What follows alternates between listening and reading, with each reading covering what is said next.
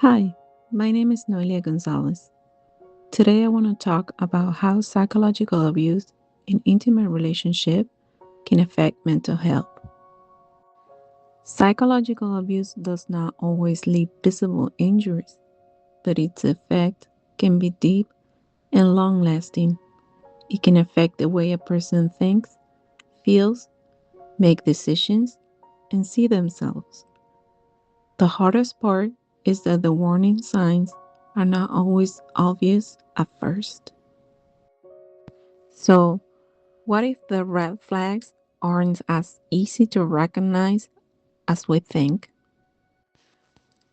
The red flags are not always easy to recognize because psychological abuse usually does not happen all at once.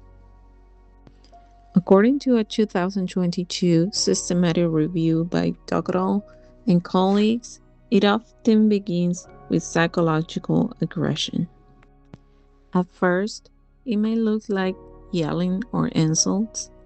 As time goes on, this behavior can escalate into control and isolation, eventually becoming a repeated pattern of psychological abuse. Psychological abuse can take many forms.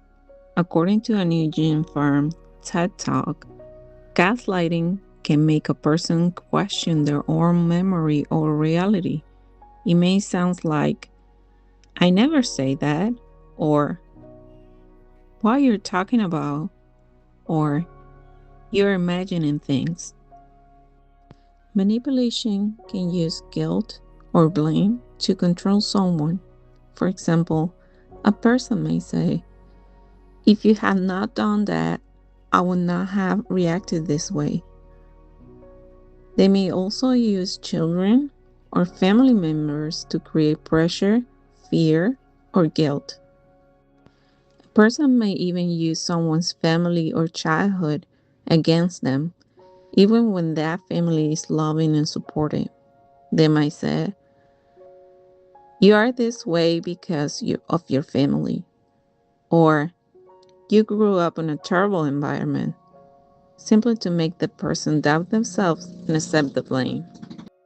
Coercive control may also involve trying to keep the victim away from people who can recognize what is happening. The abusive partner may discourage friendship, create conflict with family members, or make it difficult for the victim to stay in contact with people who care about them. The farther the victim is from a support system, the easier it can be for the abusive person to maintain control. Verbal abuse may include insults, threats, yelling, or constant criticism. In her TED Talks, psychologist Romani Dobrosela explained that narcissistic behavior can include entitlement, lack of empathy, anger, arrogance, and a constant need of admiration and control. This behavior can leave the other person feeling confused, anxious, doubtful of themselves, and as though they never good enough. According to a 2022 systematic review by Dockelow and colleagues, psychological abuse is strongly associated with anxiety, PTSD, and depression. The study also found that coercive control was especially connected to PTSD, while emotional abuse, dominance, and isolation were strongly associated with depression. O'Leary also explains that psychological aggression can have an impact that is as serious as, and sometimes even greater than, physical aggression. It has been strongly associated with low self esteem and depression. It may even appear before physical aggression begins. Over time, repeated criticism, control, fear, and manipulation can create chronic stress, cause a person to doubt themselves, and make it difficult to trust others, even after the relationship ends. Psychological abuse can be difficult to recognize because it often develops gradually. Dawn and colleagues compare it to boiling water. The changes may happen so slowly that the person does not realize how serious the situation has become until the abuse has already escalated. Small controller behaviors can grow into fear, manipulation, isolation, and loss of confidence. Gaslighting can also change how victims see themselves. Over time, they may begin to doubt their own memory, feelings, and decisions. Fear and control can make it harder to speak up or ask for help. This type of abuse affects both women and men. According to the CDC, nearly 1 in 3 women and more than 1 in 5 men in the United States have experienced psychological aggression from an intimate partner. Even though men represent a smaller percentage of reported victims, their experiences still matter. Men can also suffer psychological abuse, and their stories, lives, and mental health deserve to be taken just as seriously as women's. When this behavior becomes normalized, a person may begin to believe that jealousy, control, insults, and constant criticism are simply a normal part of the relationship.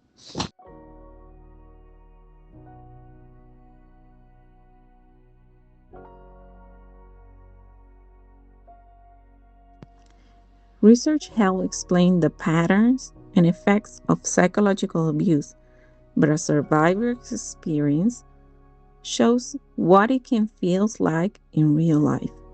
In a personal interview, a male survivor shared how he recognized the abuse, how it affected his mental health, what helped him recover, and the advice he will give to others. I normalized those behaviors and came to believe they were normal or that everything was my fault. It wasn't until I was out of the relationship and talked to other people that I began to see things from a different perspective.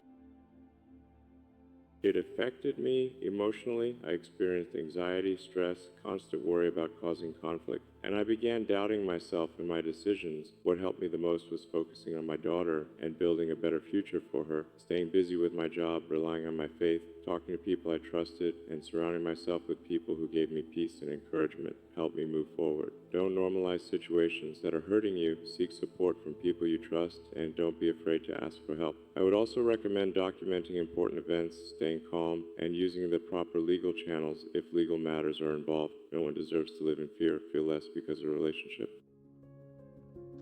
His experience show how psychological abuse can become normalized, affect mental health, and continue influencing a person even after the relationship ends.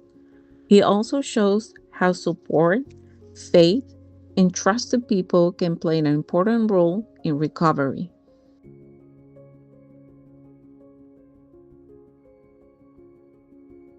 Recovery looks different for every person, but both survivors and people who use abusive behavior may need help. The Missouri Institute of Mental Health emphasized the importance of supporting both sides while still recognize the harms that was caused. Survivors may need support from family and friends, counseling or therapy, and community resources to heal, rebuild their confidence, and create a safer future. People who use abusive behaviors may also need professional intervention, accountability, healthy communication skills, and a real commitment to change. Helping them does not excuse the abuse. It addresses the harmful behavior and may help prevent the cycle from continuing. The American Psychological Association also supports the importance of professional help and healthy behavior change. Recovery involves support for the survivor, accountability for the person who caused harm, and commitment to lasting change. Recognizing the abuse is important, but knowing where to find help is just as important. The National Domestic Violence Hotline provides free and confidential support 24 hours a day. Trained advocates can help survivors create a personalized safety plan, understand their options, and connect with local resources. Support is available not only for survivors, but also for friends and family members who are concerned about someone they know. You can call 800-799-7233 or text START to AA7AA or use the live chat at thehotline.org. If someone is in immediate danger, they should call 911.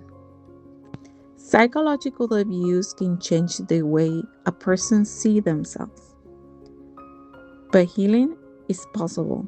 With time, support, and the right resources, survivors can rebuild their confidence, find peace, and create a safer life.